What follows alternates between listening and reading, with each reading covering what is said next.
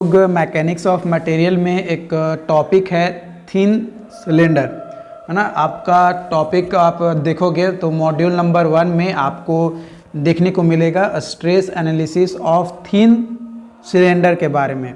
तो इसके बारे में हम लोग डिस्कस करेंगे। तो थिन सिलेंडर किसे कहते हैं? जब वैसा सिलेंडर जिसका जो थिकनेस होता है ना, वो डायमीटर और का 120 पार्ट होता है, उससे छोटा होता है तब। या फिर ऐसे कह सकते हैं कि जो डायमीटर और जो थिकनेस होता है उस सिलेंडर का, वो दोनों का जो रेशियो है वो ग्रेटर देन 20 है, यानी 20 से ज़्यादा है, तो उसको जो है हम लोग थिन सिलेंडर कहते हैं। जहाँ पे टी जो है थिकनेस ऑफ सिलेंडर को रिप्रेजेंट करेगा और डी जो है इंटरनल डायमीटर को रिप्रेजेंट करेगा। ये हमारा जो है आर है, और यहाँ से यहाँ तक जाएंगे तो ये हमारा क्या बनेगा? डायमीटर बनेगा, जो कि इंटरनल डायमीटर को रिप्रेजेंट करता है। किसको रिप्रेजेंट करता है? इंटरनल डायमीटर को।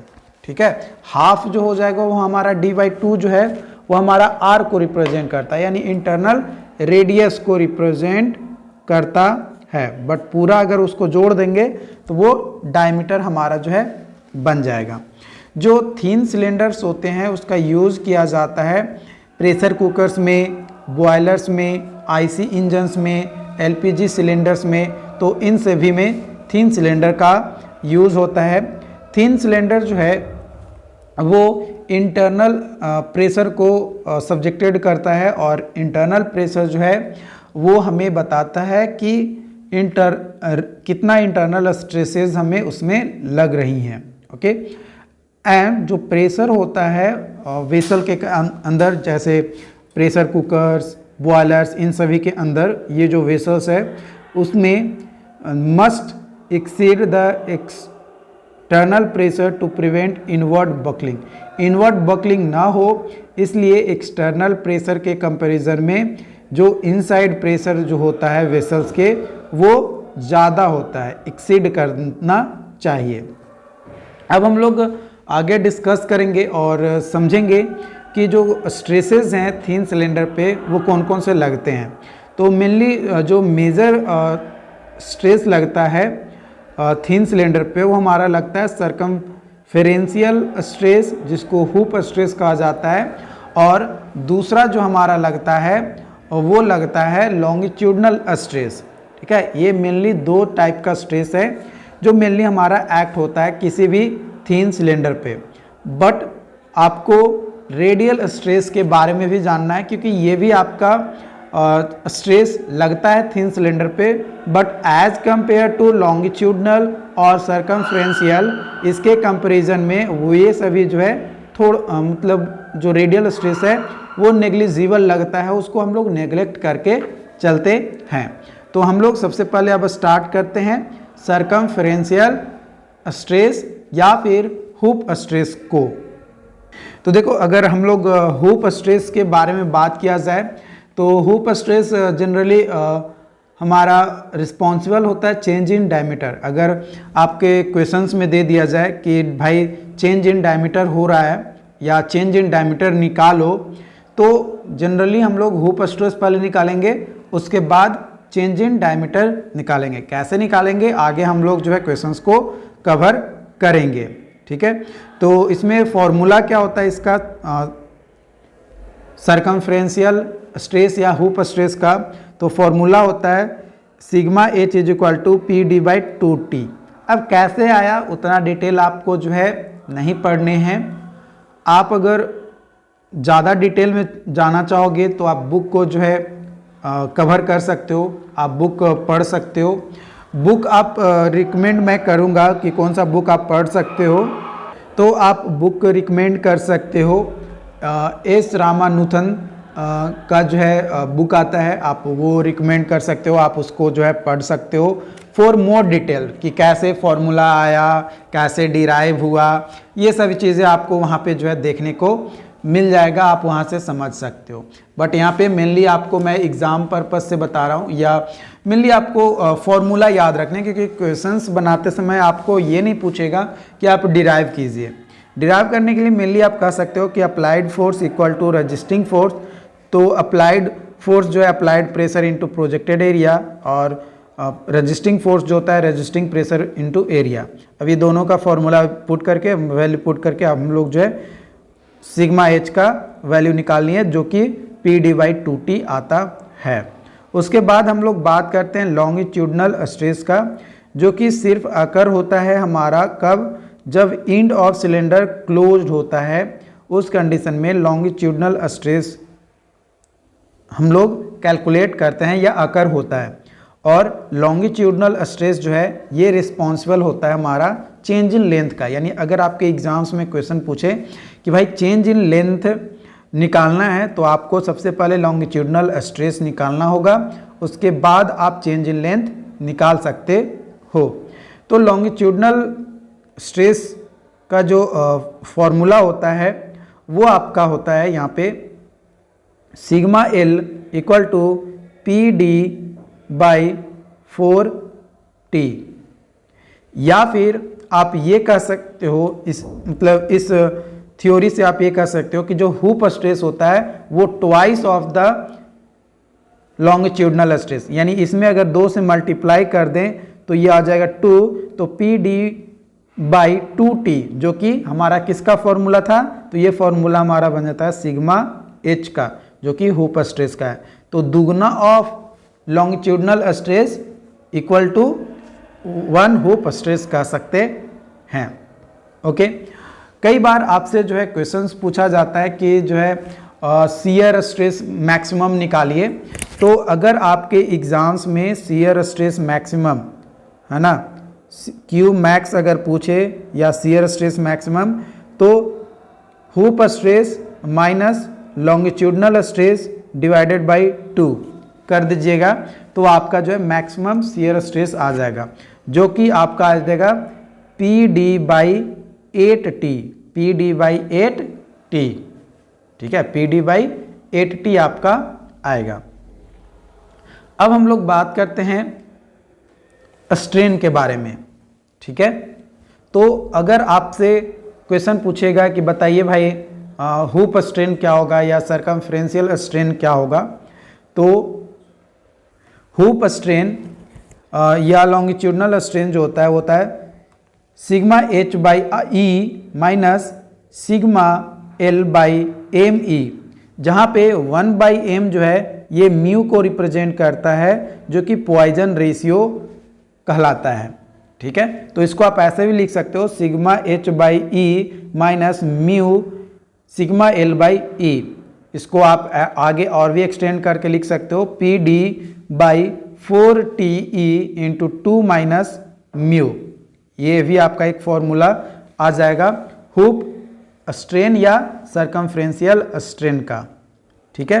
तो सरकमफ्रेंशियल स्ट्रेन का मतलब होता है change in circumference to original circumference. तो यहाँ पे हमारा आ जाएगा sigma E H is equal to del D by D. तो चेंज इन डायमीटर अगर क्वेश्चंस पूछ देगा तो क्या कहेंगे, change in diameter is equal to हो जाएगा E H into original diameter, जो ओरिजिनल डायमीटर जो कि क्वेश्चंस में आपका दिया हुआ रहेगा उससे आपको करना है। और अगर चेंज इन लेंथ पूछेगा तो आपको जो है निकालना है कौन सा, लॉन्गिट्यूडनल स्ट्रेन, है ना, लॉन्गिट्यूडनल स्ट्रेन। तो इसका फॉर्मूला हो जाता है sigma L by E minus mu sigma H by E, ठीक है। अब इसको आप आगे और एक्सटेंड करके लिख सकते हो P D by 4 T E into you minus 1/2 कह सकते हो, या 2u, इस तरीके से आप यहाँ पे जो है ले सकते हो, ठीक है। तो इस तरीके से जो है आप अपने फॉर्मूला को एक्सटेंड करके जो है लिख सकते हो, या फिर 1/ आप ऐसे भी लिख सकते हो लॉन्गिट्यूडनल स्ट्रेन को कि 1/e into sigma L minus mu sigma H, आप इस तरीके से भी लिख सकते हो। फिर ई एच को आप ऐसे लिख सकते हो, ई एच को 1/e into sigma H minus mu sigma L, आप इस तरीके से लिख सकते हो। तो अलग देखो फॉर्मूला बेसिकली मेन एक है, बट उसको आप अपने तरीके से कैसे उसको इलेबोरेट करते हो ये आपके ऊपर डिपेंड करता है। अगर आप उसको अच्छे से इलेबोरेट करना चाहते हो तो अच्छे से इलेबोरेट कर सकते हो, नहीं तो आप नॉर्मली भी लिख सकते हो, कोई दिक्कत आपका नहीं है, कोई रोकने वाला नहीं है, कोई टोकने वाला आपके पास नहीं है। अब कई बार आपसे क्वेश्चंस बोलेगा, पूछेगा कि भाई आप हमें जो है ना बताओ ये कि वॉल्यूम निकालो, है ना, वॉल्यूम, ठीक है, वॉल्यूम। तो वॉल्यूम का फॉर्मूला होता है π/4 d² इंटू एल, ये फॉर्मूला होता है। यानी जब भी आपके एग्जाम्स में बोलेगा कि चेंज इन वॉल्यूम या वॉल्यूम निकालो, तो वॉल्यूम निकालने के लिए तो आपको क्वेश्चंस में दिया हुआ रहेगा क्या, डायमीटर दिया हुआ रहेगा और लेंथ दिया हुआ रहेगा। कभी भी आप ये मत कहिएगा कि थिकनेस, नहीं, L is length not thickness. Thickness जो है अलग चीज हो जाता है और लेंथ जो है अलग चीज हो जाता है, ठीक है। तो डायमीटर का स्क्वायर इंटू लेंथ और π/4 हम लोग करते हैं, तो यहां से जो है हमारा ये चीजें निकल जाती है, ओके। और अब बोलेगा जब वॉल्यूम निकालिए तो चेंज इन वॉल्यूम भी निकाल सकते हैं, है ना, चेंज इन वॉल्यूम। तो चेंज इन वॉल्यूम अगर निकालने के लिए बोलेगा तो उसका फॉर्मूला होता है, ठीक है, चेंज इन वॉल्यूम निकालने का फॉर्मूला होता है strain, volumetric strain into original volume, volumetric strain into original volume. अब वॉल्यूमेट्रिक स्ट्रेन कैसे निकालेंगे, सवाल आता है कि वॉल्यूमेट्रिक स्ट्रेन निकालेंगे कैसे।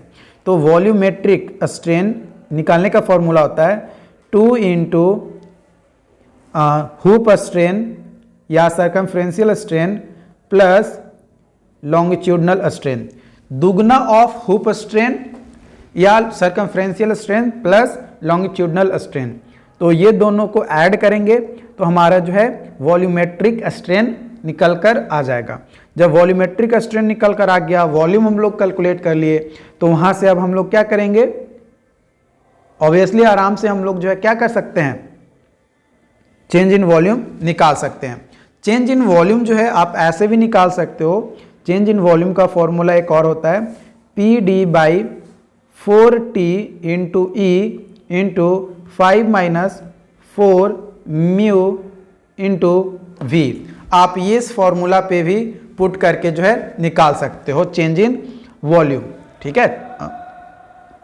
चेंज इन वॉल्यूम यहाँ पे है ना, चेंज इन वॉल्यूम है, यहाँ पे डेल V है, यहाँ पे आप ये कर लो, एक मिनट इसको मिटा ही देते अच्छा से।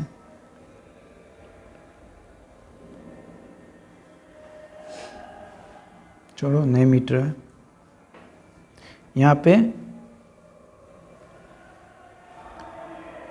चेंज इन वॉल्यूम है, ठीक है, चेंज इन वॉल्यूम का फॉर्मूला ये हमारा है।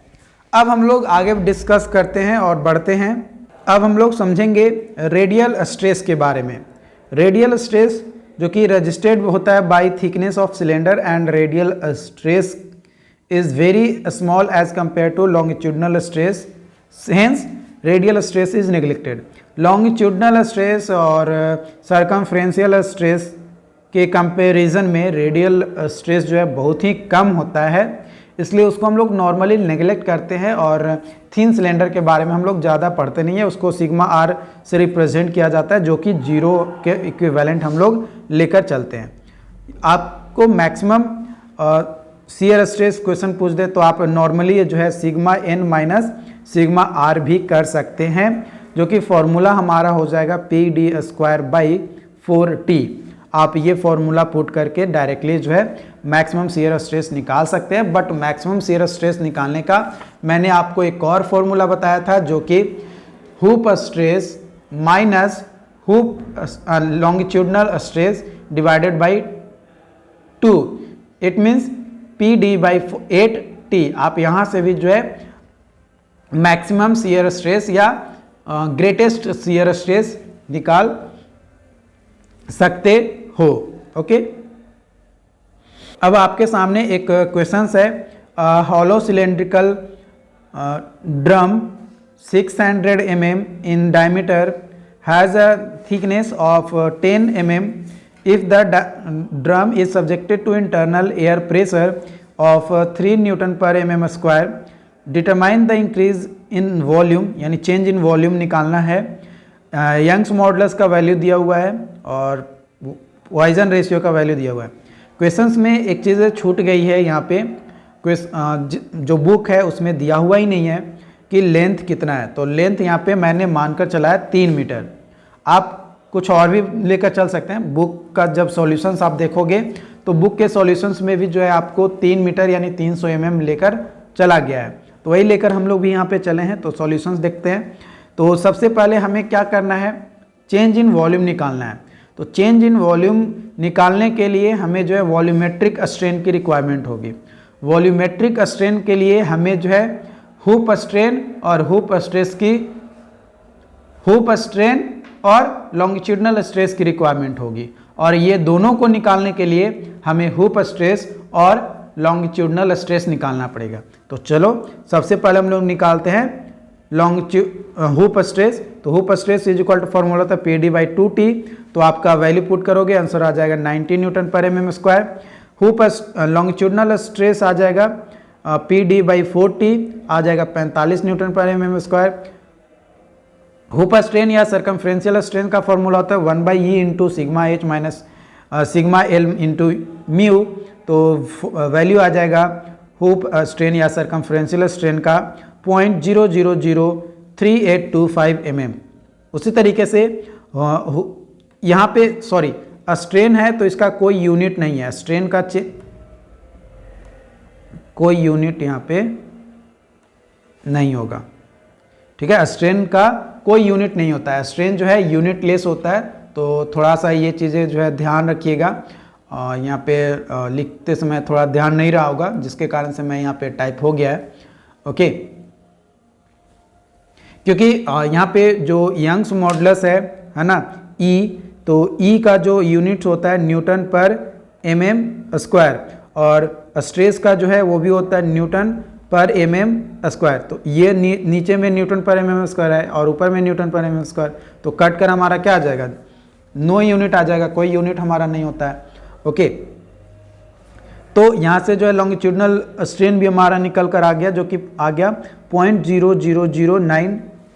ठीक है, यहाँ पे कोई यूनिट नहीं है, यहाँ पे आप ध्यान रखिएगा, यहाँ पे कोई यूनिट नहीं है, यूनिट लेस है। ठीक है, तो ये चीज़ें ध्यान रखिएगा।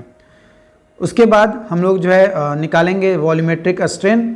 तो वॉल्यूमेट्रिक स्ट्रेन हमारा आ जाएगा, या स्ट्रेन ऑफ कैपेसिटी आ जाएगा 2 into circumferential strain into longitudinal strain. तो आ जाएगा 0.0008555। अब चेंज इन वॉल्यूम या इंक्रीज इन वॉल्यूम निकालना है, यानी डेल भी निकालना है। तो volumetric strain into original volume, तो वैल्यू पुट करेंगे वहाँ पे। तो जब आप वैल्यू पुट करेंगे तो आपका आंसर्स आ जाएगा यहाँ पे 724,869 mm क्यूब। उसको सेंटीमीटर क्यूब में करने के लिए 1000 से डिवाइड कर देंगे, तो 724.8 सेंटीमीटर क्यूब हमारा जो है वैल्यू आ जाएगा चेंज इन वॉल्यूम। ओके, ये चीज़ें आपको समझ में आई। एक क्वेश्चंस मैं आपको दे रहा हूँ। सो आपके सामने एक क्वेश्चंस है आपका कि सिलेंड्रिकल थीन ड्रम है, जो कि 800 mm है डायमीटर्स और 3 मीटर्स लॉन्ग है, और सेल का जो थिकनेस है 10 mm है।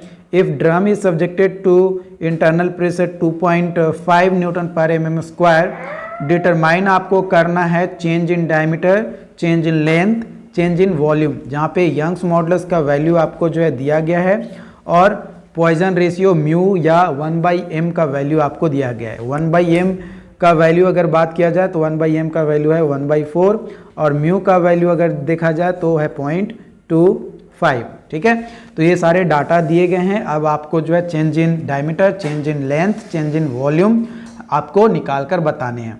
अब आपका सवाल आएगा, ठीक है सर हम तो बता देंगे, बट सॉल्यूशन भेजना है या सिर्फ आंसर बताना है? तो देखो कमेंट बॉक्स में अगर आप कमेंट करोगे तो सिर्फ आप आंसर्स कमेंट कर दो कि किसका क्या वैल्यू आया है, और अगर आप सॉल्यूशंस भी शेयर करना चाहते हो तो हमारा ऐप डाउनलोड कर सकते हो, इंजीनियर प्लस प्ले स्टोर पे अवेलेबल है। उसके चैट बॉक्स में जाओ और अपना मैसेज लीव कर सकते हो, अपना जो सॉल्यूशंस किए हो उस सॉल्यूशंस को शेयर कर सकते हो। हमारी टीम आपको बताएगी कि हाँ आपका सॉल्यूशन सही है या फिर गलत है। इससे डियर आपका AKU में कोई ज़रूरी नहीं है कि क्वेश्चंस आएगा ही, बट अगर इससे क्वेश्चंस आते हैं तो आपको जो है 7 नंबर का क्वेश्चंस देखने को मिलेगा, है ना। 7 मार्क्स का क्वेश्चंस आपको इससे देखने को मिलेगा अगर आता है एग्जाम्स में तो, क्योंकि ये टॉपिक्स आपके सिलेबस में दिए गए हैं, इसलिए मैंने आपको इस चीज़ को कवर करवाया है। Okay, thank you.